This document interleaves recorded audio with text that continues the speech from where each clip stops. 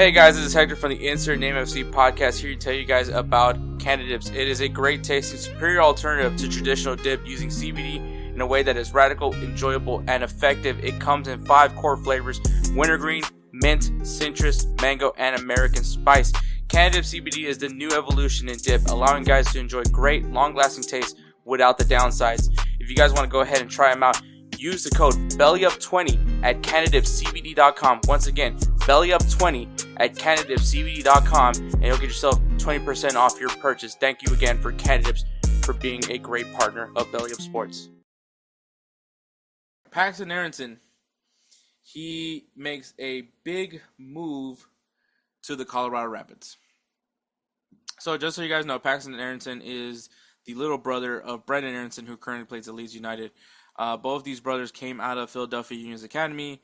Obviously, Brendan Aaronson played at least a season with Philadelphia, then made his move to RB Salzburg, which he then went to Leeds United, and now is playing for Leeds United. Paxton Aaronson, I believe, didn't even play a whole season at Philadelphia, at least as a senior player. Gets a move to Eintracht Frankfurt. And as he was playing in Frankfurt, still very young. He still is young.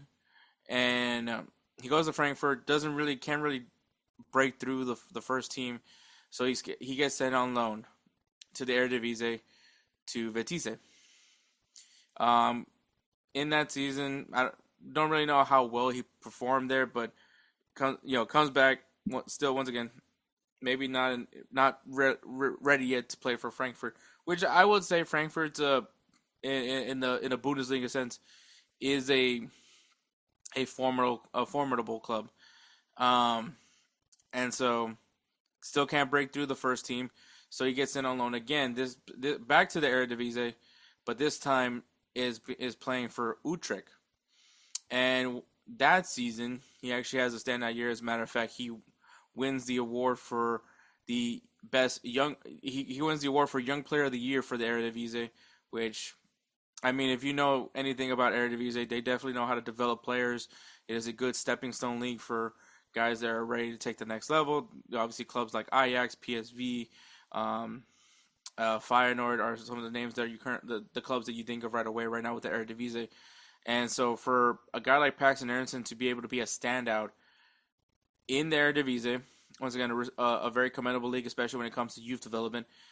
And you would expect, all right, he's now getting the tools, and I believe now he's getting call-ups with the U.S. men's national team as well.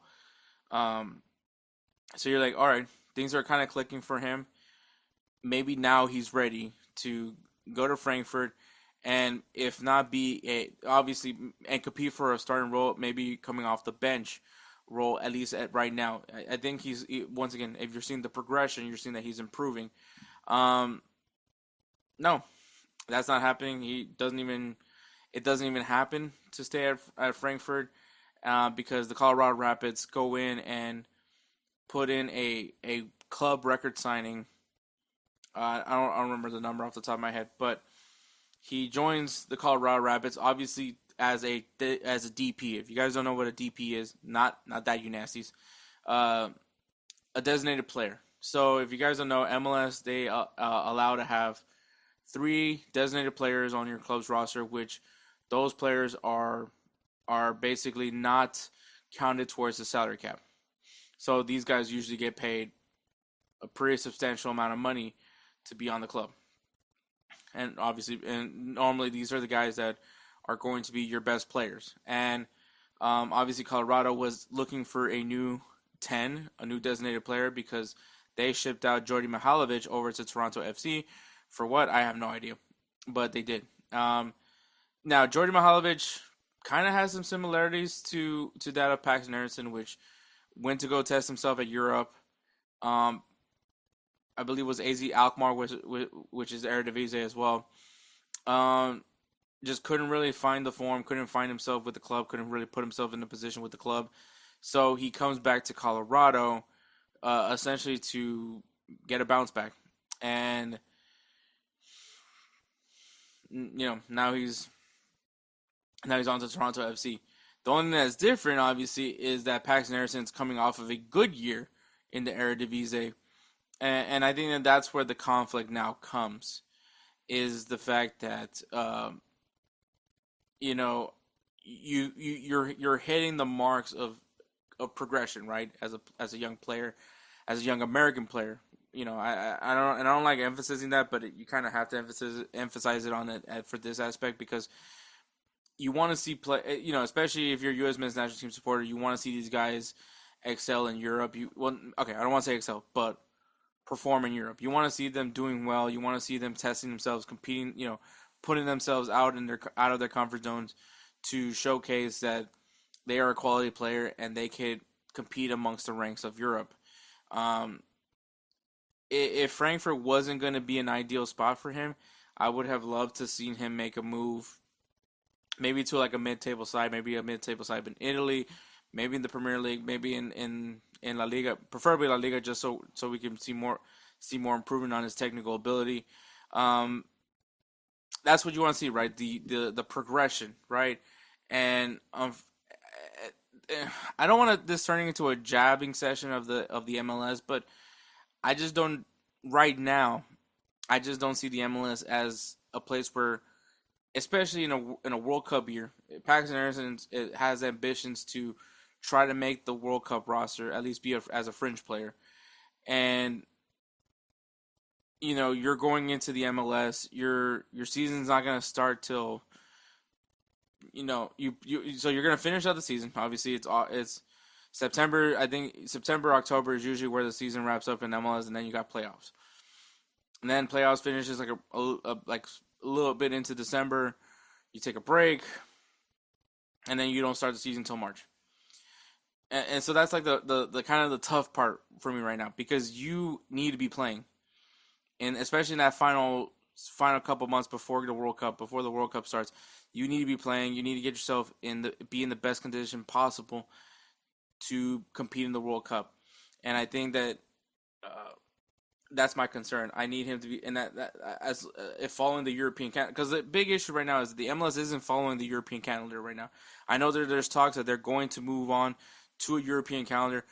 I don't know when that's going to be, how or when they're going to choose. Like, are they going to start, after this season? And if that's the case, then we're definitely not going to have any matches come March, unless they have something planned, like a quick little short tournament, short season kind of thing.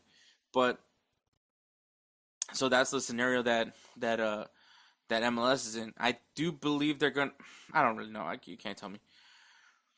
I really don't know what to believe for MLS, but it's just a weird point for him to choose. Now, I know that Matt Turner, like I said, this guy needs to come to MLS, and that was the big issue, was just he needs to be playing, and I could probably make this, the same argument could be made for him. And I think it's because I really hope I don't see I don't want to see Matt Turner in the U.S. men's national team anymore. But like with Paxton Aaronson, there's some potential here.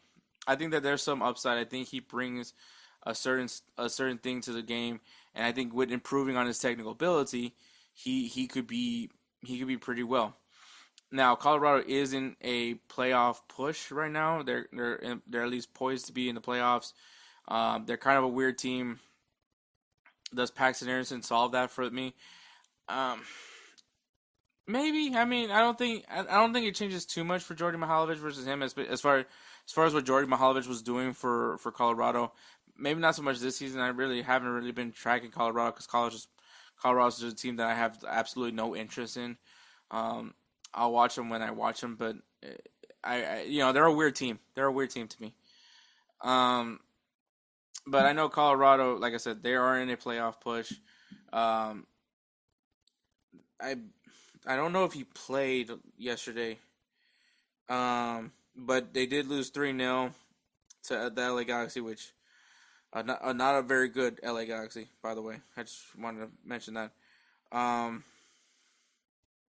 Paxton Aaronson did play. I just don't know how many minutes he played. He played like 32 minutes. But yeah, with them in the standings, they're currently in 7th. So right now, Obviously, they need to keep winning games and probably avoid being in that wild card spot, but they are at least poised for a playoff position. And I guess they're hoping that, with losing Jordan Mihalovic at the 10 role, that Paxton Aaronson could essentially be that guy for them. And he probably could be. He probably is. Like, I'm not taking that away from him. I'm not saying he's a bad player. I just think that him coming back to MLS, it's just unfortunate. I think that I saw the progression for him. Obviously, once again, they don't just give out, Eredivisie Young Player of the Year awards to just anybody. And so that's the part that kind of sucks. I wish he would have at least tried, you know. But you know what? Sometimes the players got to go look after for what's best for them, and maybe he thinks Colorado's his best interest for him. And so, I mean, I guess I can't hate it too much for him, but I am gonna hate too much for it because I mean, like I said, I want these guys competing in the most competitive environments as humanly possible, so that they're sharp when it comes to the World Cup. And once again, and this is great. Obviously, we're talking about a guy that's I would consider a fringe U.S. men's national team player. Like he may or may not make the roster in 2026. I believe he could make the roster. I think maybe there are some guys that you could put over him, and I get it. But wouldn't you want to put yourself in the best position possible to be selected? And if you think MLS is that, then I guess I can't front on it. I can't hate it on it too much. But I just wish he would have kept himself in Europe and kept testing and pushing himself. But and once again, I say it like this as if like MLS is like the end all be all, but the end of the end of the road. But I mean, we'll see. I don't know. Maybe Landon Donovan's happy. Maybe this is his chance to prove that coming back to the MLS isn't a terrible thing. But we'll see what happens for him. We'll see if this helps Colorado put themselves in a prime position for a playoff push, for a strong playoff push where maybe they make it to the MLS Cup. I doubt it, but we'll see what happens there with Colorado. Who is that guy?